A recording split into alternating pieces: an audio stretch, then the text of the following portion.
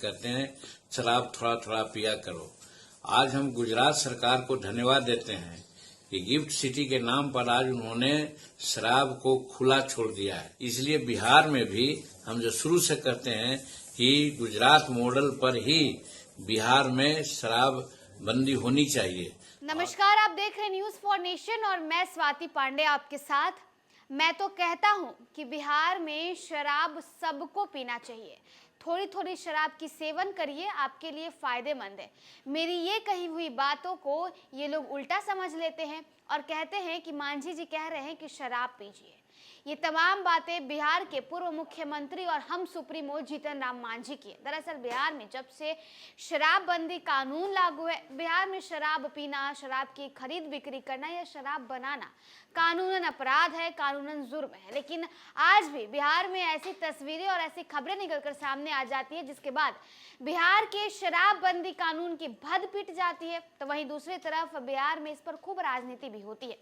अब जीतन राम मांझी ने हमेशा से शराबबंदी कानून पर नीतीश कुमार के खिलाफ बोला है। उन्होंने कहा है जब वो नीतीश कुमार के साथ महागठबंधन की सरकार में थे तब भी कहते थे कि गुजरात की तर्ज पर बिहार में शराब बिक्री होनी चाहिए, सबको थोड़ी थोड़ी शराब की सेवन करनी चाहिए, ये फायदेमंद होती है। और अब भी जब नीतीश कुमार से अलग हो गए हैं, जीतन राम मांझी एनडीए में शामिल हो गए हैं, तो भी नीतीश कुमार के शराबबंदी कानून के खिलाफ बोल रहे हैं। और उनका कहना है कि जिस तरह से गुजरात में जो है शराब का सेवन फ्री कर दिया गया है, उस तरह से बिहार में कर देना चाहिए। क्योंकि जब भी कोई बाहर से उद्योगपति या पूंजीपति कहीं आते हैं तो और उन्हें शराब नहीं मिलता है तो वो दूसरे राज्य में चले जाते हैं, जिसके वजह से उस राज्य में रेवेन्यू नहीं हो पाता है। बिहार में जब से शराबबंदी कानून लागू हुआ है तब से बिहार में रेवेन्यू नहीं कलेक्ट हो रहा है और इसके वजह से बिहार और भी पिछड़ता ही जा रहा है।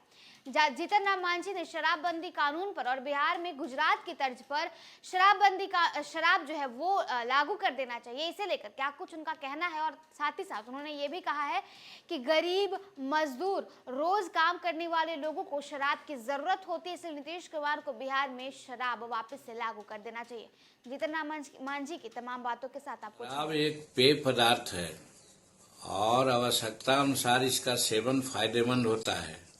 ये बात हम बार बार बहुत पहले से कह रहे हैं। खास करके कामगार लोग, जो गरीब लोग होते हैं, कड़ी मेहनत करते हैं, उनको एक लिमिट मात्रा में शराब की आवश्यकता होती है। ये सदा हम कहते रहे हैं। अब इसी को जब हम कहते हैं तो लोग कहता है कि मांझी कहते हैं शराब थोड़ा थोड़ा पिया करो। आज हम गुजरात सरकार को धन्यवाद देते हैं कि गिफ्ट सिटी के नाम पर आज उन्होंने शराब को खुला छोड़ दिया है। इसलिए छोड़ दिया है कि शराब सेवन करने वाले लोग, बाहर से लोग आते हैं, व्यापार करते हैं, उससे फॉरेन एक्सचेंज मिलता है राज्य को।